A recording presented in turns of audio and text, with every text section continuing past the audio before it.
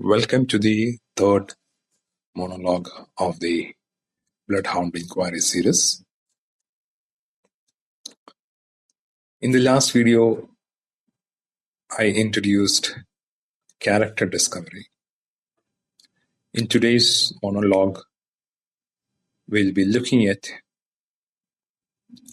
identity and character discovery. During the last monologue, there were instances where character was being called out,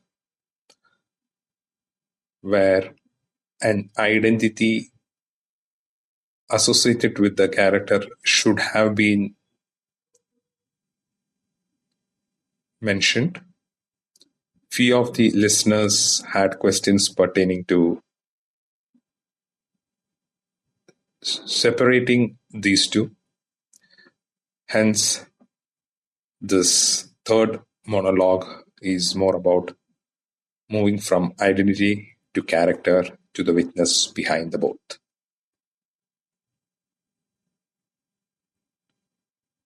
If we ask the question, how many people are you? Not legally, not socially, neither psychologically. How many people are you? Look carefully. There is a version of you that appears at work. There can be a version of you that appears among your friends. There is a version of that exists with your parents, with your wife, with your girlfriend, with your daughter, with your son. A version that is towards strangers. Then there is a version that exists only in your imagination. Versions that visits you at night when nobody is watching, at days when nobody is watching, when you are in solitude. There is a version that visits. Which one is the real you? For most of our lives, we mistake the identities for ourselves. The version that speaks back to you is what you identify yourself. That's where the identity comes in. Like, I'm a father, I'm a leader, I'm a coach, I'm successful, etc. But these are not who we are.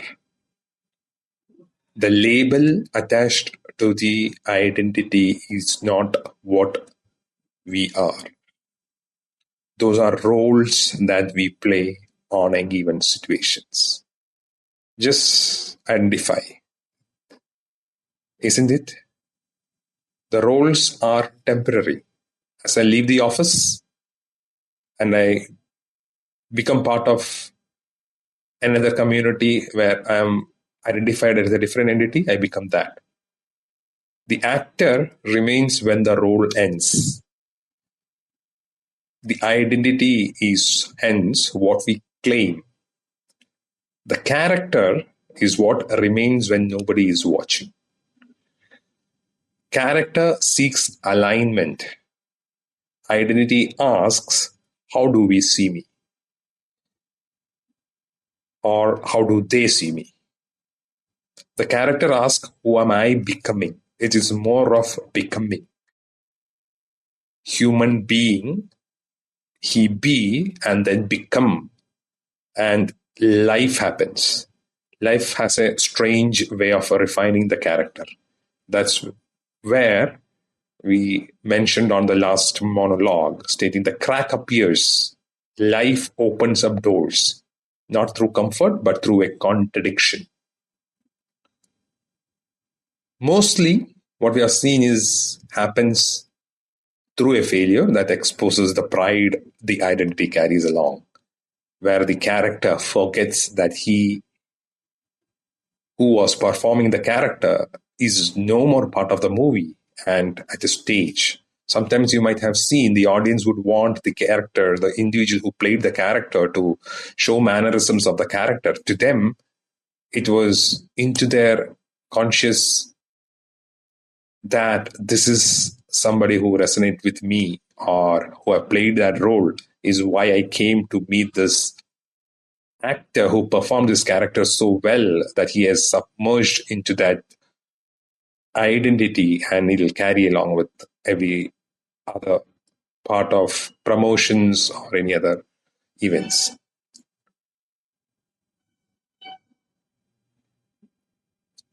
Usually, through success, such successes, the exposes the attachments that we hold back to, through relationship that exposes our fears, through silence that exposes loneliness.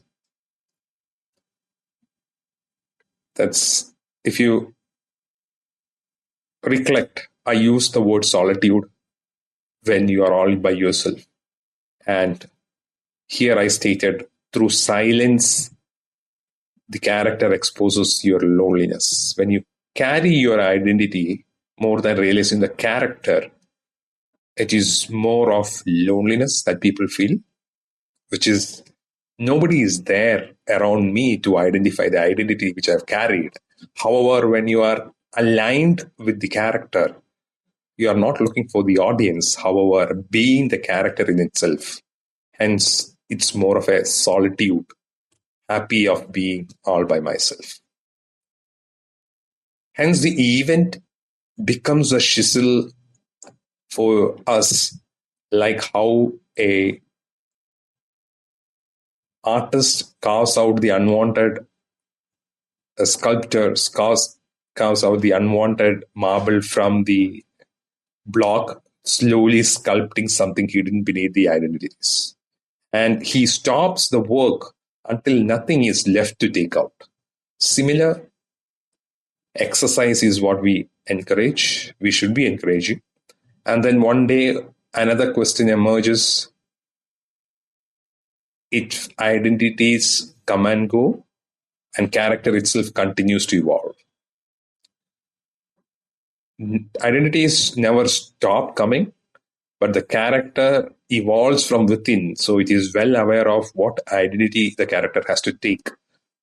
And the merging happens so well, like the act of performance, like a great actor. He performs when it is needed, carrying the identity, and he's free to drop the identity as soon as the show ends.